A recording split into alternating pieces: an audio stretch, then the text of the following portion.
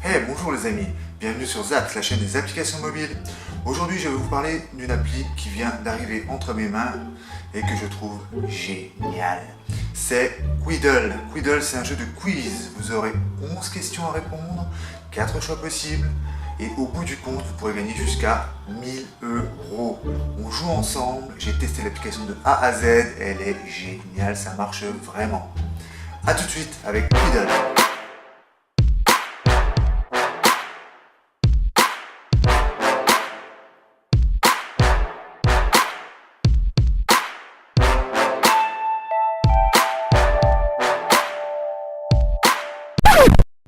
Voilà les amis, nous voilà sur l'application, du moins sur le site internet de Quiddle. Quiddle c'est quoi? Quiddle c'est une petite société, une start-up qui vient de commencer sur le thème de la présentation de jeux TV en direct sur votre mobile via une application. Vous avez tous les soirs la possibilité de gagner 1000 euros en répondant à 11 questions. 1000 euros qui se partagent par le nombre de joueurs qui ont gagné. Et vous avez jusqu'à 4 jokers, 6 au démarrage quand vous allez prendre l'application, 4 à utiliser tous les soirs. Je vous donnerai tout à l'heure une petite astuce à la fin de la vidéo, restez bien donc avec moi jusqu'au bout, pour gagner encore plus de jokers. Donc moi j'ai testé cette application, j'ai fait une partie test sur lequel j'ai été peut-être jusqu'au bout, vous le verrez bien, regardez, si vous pouvez répondre à toutes ces questions, ça vous verrez votre niveau et vous verrez un peu le niveau du jeu, et si celui-ci vous plaît. Mais en tout cas, une chose est sûre, c'est que vous pouvez quand même gagner jusqu'à 1000 euros tous les soirs. Et ça, c'est pas de refus. Un nouveau jeu TV sur un mobile, c'est géant. Allez, rendez-vous sur l'application. C'est épuré. En haut à gauche, le menu. À droite, les paramètres, mais il n'y a pas grand-chose à paramétrer. N'oubliez pas un compte PayPal pour pouvoir recevoir vos gains, tout simplement. Allez, on commence une petite partie. Si vous deviez ne retenir qu'une seule de ces consignes, c'est pas les moufles, c'est de vous connecter vraiment à un Wi-Fi performant. Nous vous remercions d'avoir choisi Quiddle et nous vous souhaitons un bon Quiddle direct.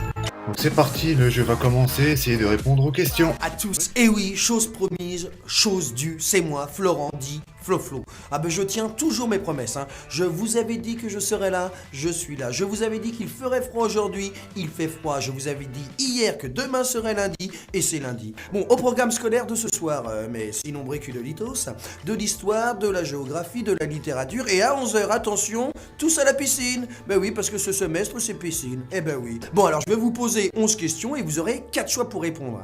Vous aurez 10 secondes, et pas une de plus, attention, hein, pour sortir la bonne réponse, hein. Alors, vous avez le droit à 4 jokers, comme tous les soirs, hein. 2 jokers, je passe, qui vous permettent de passer à la question suivante, même si... Alors là, je sais vraiment pas ce que c'est la réponse, hein, voilà. Et 2 jokers, je copie, qui laissent votre destin entre les mains de la majorité. Hein, si elle a raison, vous continuez l'aventure avec nous, mais par contre, si elle a tort, vous plongez avec elle dans la piscine, dans votre petit pull marine. Alors, c'est parti, première question. Dans sa version actuelle, qu'a Lucky Luke dans la bouche? A. Une cigarette. B. Une brindille. C. Un chewing-gum. Ou D. Une pipe. Alors attention, indice important, c'est quelque chose qui ne choque personne et apparemment c'est même quelque chose qui reste autorisé par la censure et le ministère de la Santé en 2018, ce qui est vachement rare en ce moment. Bref, à l'origine, Lucky Luke, un bon cow-boy du Far West du 19e siècle, fumait les cigarettes qu'il roulait ou que son fidèle Johnny Jumper lui roulait. On se demande comment, hein. Mais Maurice, l'auteur génial et inventeur de Lucky Luke, en avance sur son temps et parce qu'il se sentait responsable, décida dès 1988 de remplacer la cigarette de son héros par une simple brindille. Ben oui, voyons, hein. Alors, deuxième question, qui a peint la liberté guidant le peuple? A. Raphaël. B. Delacroix. C. Dali. D. Picasso. Alors son auteur, figure majeure voire principale du romantisme français, ignore qu'en peignant la toile et notamment le jeune garçon brandissant des pistolets à côté de la liberté, inspirera quelques 30 ans plus tard inspirera à Victor Hugo son personnage de Gavroche dans Les Misérables. Ben, il a bien fait de le peindre, hein, dis donc, parce que sinon notre Victor National n'aurait jamais écrit Les Misérables. Et, oh, nom de Zeus, cela aurait complètement modifié le continuum espace-temps, Marty, comme dirait le doc. Bon, ce peintre de génie, c'est Eugène Delacroix, que les génies de Facebook d'ailleurs ont décidé de censurer.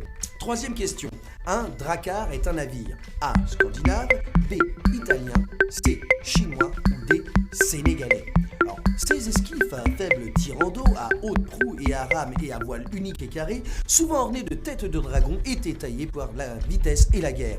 Bon, alors c'est du côté de Rouen, vers l'an 850 à peu près, que l'on découvre ces bateaux, nous les Français. Bah oui, ils sont venus du Nord et donnant d'ailleurs de leur provenance le nom à une région française, la Normandie. Hein. Les Vikings, peuple scandinave, donc remontaient les cours d'eau sur leurs dracars pour piller rapidement les villes et villages des bords des fleuves. Quatrième question. Lequel de ces pays n'a aucun contact avec la mer? A. Le Sénégal. B. Le Portugal. C. L'Afghanistan. Ou D. Le Costa Rica. Alors, on prend sa tête entre les mains là, alors on opte pour un joker, hein. Bon, alors allez, on se souvient tous que le Sénégal et le Portugal sont bien bercés par les flots de l'océan Atlantique sur la côte ouest, que le Costa Rica est bien léché sur l'est par l'Atlantique et l'ouest par le Pacifique, quel coquinou ce Costa Rica, et seul l'Afghanistan est bien tout sec de partout, la musique. Je vais vous faire écouter une musique pendant que le timer commencera le décompte des 10 secondes et vous devrez dans ce même temps reconnaître l'interprète de ce titre. Allez, fais-nous rêver, Bob!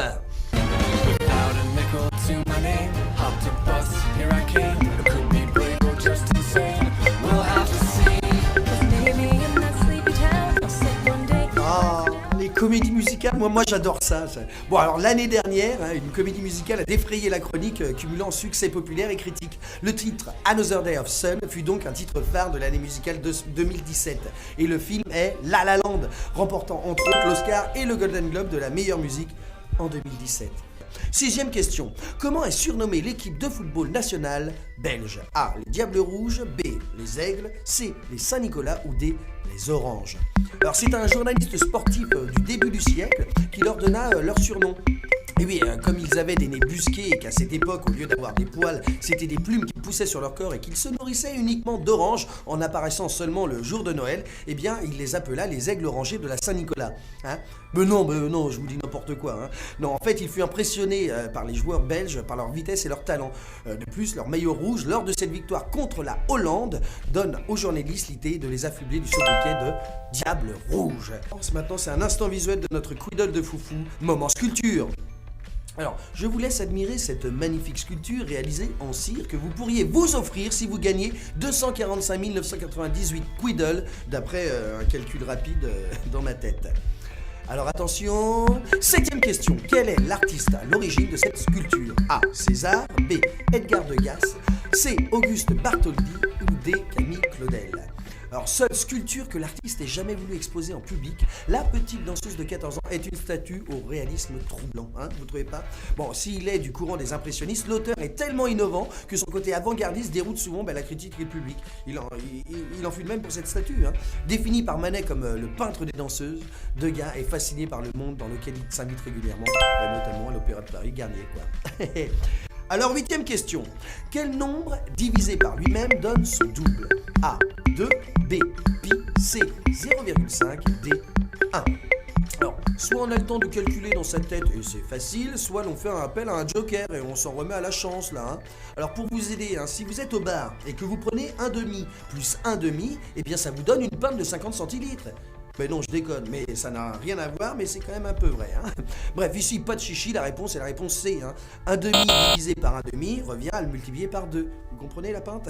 Ce qui n'est le cas d'aucune autre proposition, pi, 2, etc.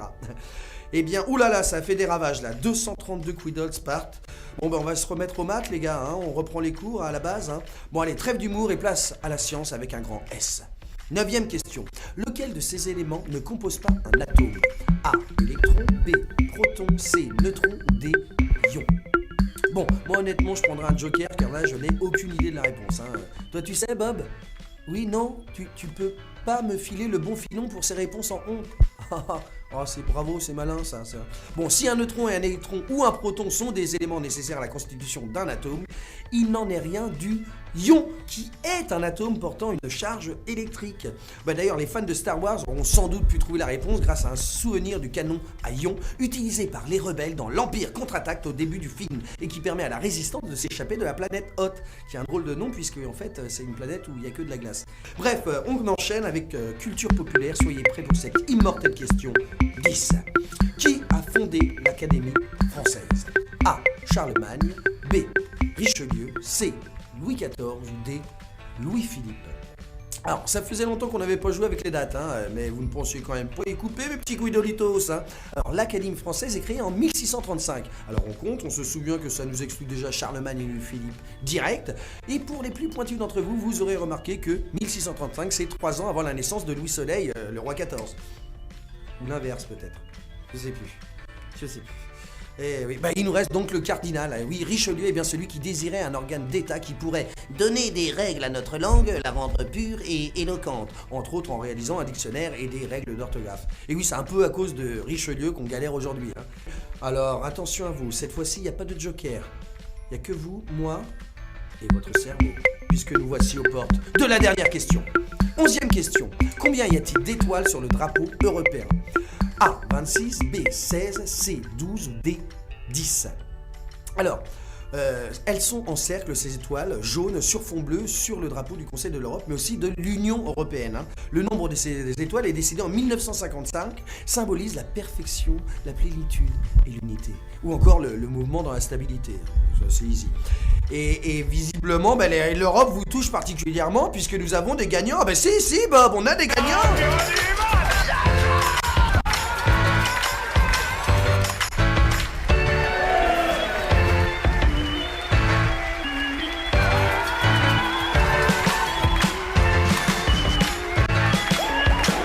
Nombre 12 représentait aussi le nombre d'États siégeant au Conseil de l'Europe en 1949 à sa fondation. Du coup, tout le monde était content. Et vous aussi. Eh bien, vous êtes 116 à vous partager la somme de 1 000 € ce soir, ce qui nous fait à peu près 8,06 € en calculant rapidement. Voilà les amis, j'espère que vous avez réussi à répondre à toutes les questions et que vous avez fait un excellent score. Dans un instant, l'astuce Quiddle. Si vous voulez me parrainer, rentrez Voice dans l'application en vous remerciant. Je vais vous donner le secret pour en avoir plein. Invitez tous vos amis à jouer et si, et seulement si, ils s'inscrivent avec votre pseudo comme parrain, cela balance de joker. Oh, j'en ai trop. Alors pour vous, n'hésitez plus. Et voilà, c'est fini pour Quiddle. J'attends tous vos commentaires juste en dessous pour savoir jusqu'où vous avez pu répondre et si jamais l'application vous plaît ou pas. N'hésitez pas à liker, à partager et à vous abonner. À bientôt sur Zaps, la chaîne des applications.